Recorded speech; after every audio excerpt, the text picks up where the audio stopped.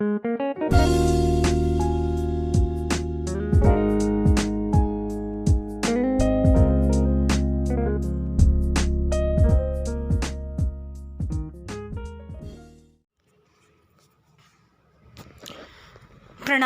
आज की क्लास में आप सभी का स्वागत सुस्वागत।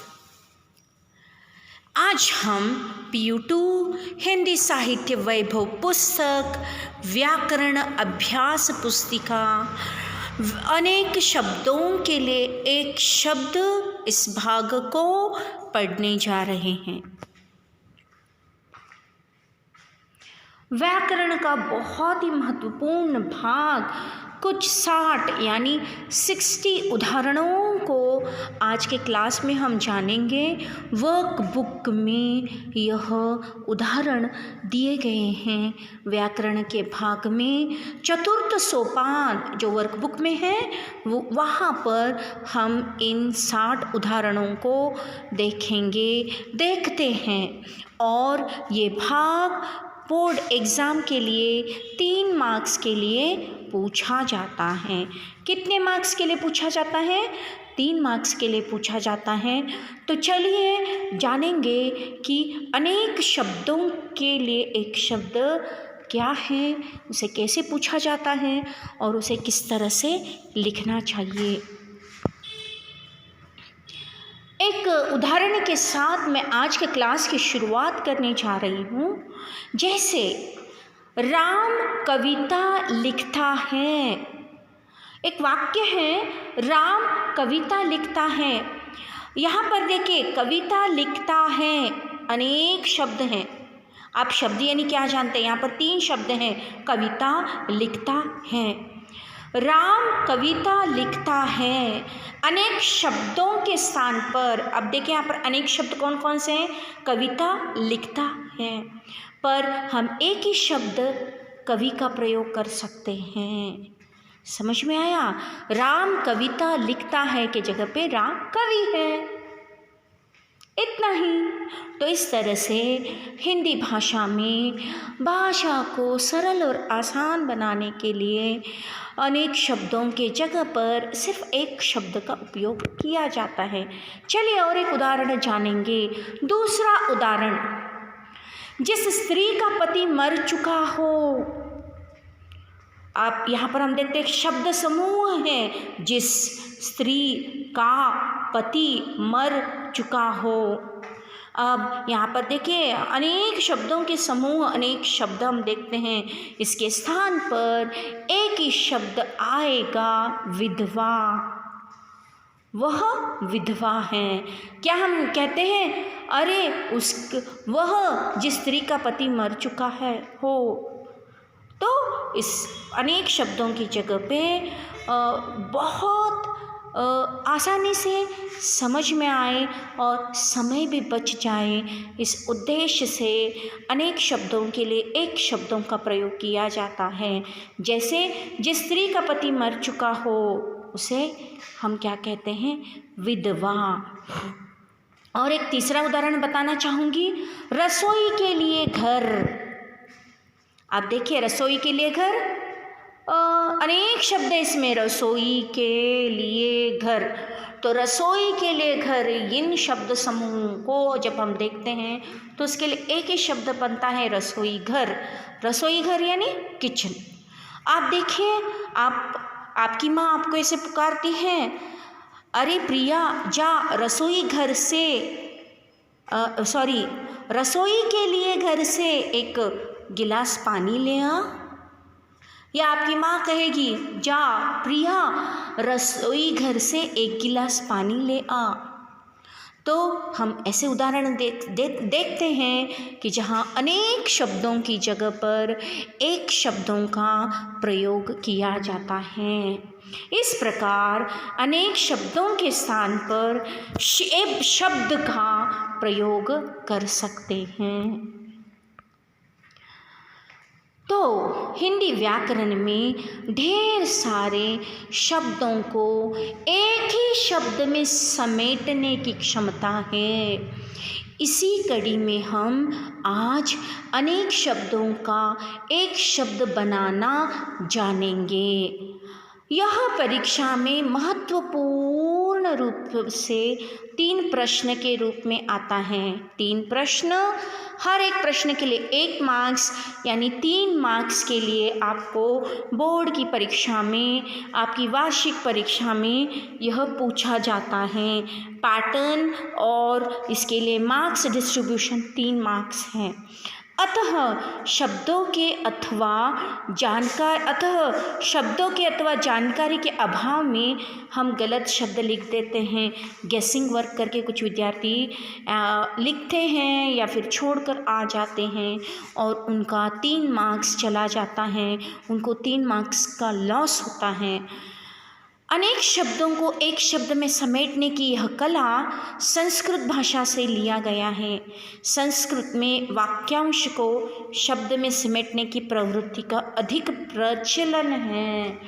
तो हम देखते हैं मुख्यतः इस अनेक शब्दों को एक शब्द में लिखने का ये जो हम यहाँ पर व्याकरण का भाग देख रहे हैं, ये मुख्यतः संस्कृत में पाया जाता है और संस्कृत से हिंदी में लिया गया है, यह हम कह सकते हैं। तो चलिए हमारे व्याकरण साहित्य गौरव व्याकरण की जो अभ्यास पुस्तिका है, उस अभ्यास पुस्तिका में कुछ उदाहरण दिए गए हैं। उन उदाहरणों के माध्यम से हम आज 60 उदाहरणों की चर्चा करेंगे जो 3 मार्क्स के लिए परीक्षा में पूछा जाता है। हिंदी भाषा में अनेक शब्दों के स्थान पर एक शब्द का प्रयोग कर सकते हैं। यहाँ पर अनेक शब्दों के लिए एक शब्द के कुछ उदाहरण दिए जा रहे हैं, यानी हम जो वर्कबुक में हैं उदाहरण उनको जानेंगे। प्रश्न 1, जिसे जीता न जा सके। आपको ये वाक्यांश पूछा जाता है। वाक्यांश यानी अनेक शब्दों का समूह आपको पूछा जाता है। जिसे जीता ना जा सके, उसके लिए एक शब्द है अजेय। दूसरा उदाहरण, हित चाहने वाला, हितैषी। तीसरा उदाहरण, जो साथ पढ़ता हो, उत्तर है सहपाठी यानी क्लासमेट। चौथा उदाहरण है सदा सत्य बोलने वाला, सत्यवादी। अच्छे चरित्र वाला, चरित्रवान। तो कुछ इस तरह से आप यहाँ पर कुछ अनुमान भी लगा सकते हैं। इन अनेक शब्दों में कहीं पर एक शब्द आपको मिलेगा, उसे आप अनुमान लगाकर पकड़कर आप अपना एक शब्द बना सकते हैं। नंबर 6, मांस खाने वाला, मांसाहारी। जिसमें दया न हो, निर्दयी। नंबर 8, जो धर्म का काम करे, धार्मिक। नंबर 9, बच्चों के लिए उपयोगी, बालोपयोगी। नंबर 10, जिसका रूप अच्छा ना हो, कुरूप, अगली हम जिसे बोलते हैं। नंबर 11, जो छिपाने योग्य हो, गोपनीय। इंग्लिश में हम गोपनीय शब्द का अर्थ है कॉन्फिडेंशियल। नंबर 12, जो परिचित न हो, अपरिचित। नंबर 13, जो दिखाई न दे, अदृश्य। नंबर 14, आलोचना करने वाला, आलोचक। नंबर 15, जिसकी तुलना न की जा सके, अतुलनीय। कुछ अपोजिट वर्ड के रूप में भी आते हैं, तो इसको हमको एक बार पढ़ना है, प्रैक्टिस करना है, तभी हम इसे लिख सकते हैं। तुक्का मारना या गेसवर्क करके लिखना गलत हो सकता है। तो 3 मार्क्स के लिए 60 उदाहरणों को पढ़ना बहुत बहुत आवश्यक है। नंबर 16, रास्ता दिखाने वाला, मार्गदर्शक। नंबर 17 आकाश में विचरने वाला नभचर। नंबर 19 जिसका विश्वास न किया जा सके अविश्वसनीय। नंबर 20 कम जानने वाला अल्पज्ञ। नंबर 21 जिसका आदि न हो अनादि। नंबर 22 वेरी वेरी इम्पोर्टेंट, ये बहुत बार परीक्षा में पूछा गया है। बिना सोचे समझे किया गया विश्वास अंधविश्वास। वेरी इम्पोर्टेंट, ये रिपीटेडली बोर्ड एग्जाम में पूछा गया है। ईश्वर में विश्वास रखने वाला आस्तिक। नंबर 24 उपकार को मानने वाला कृतज्ञ।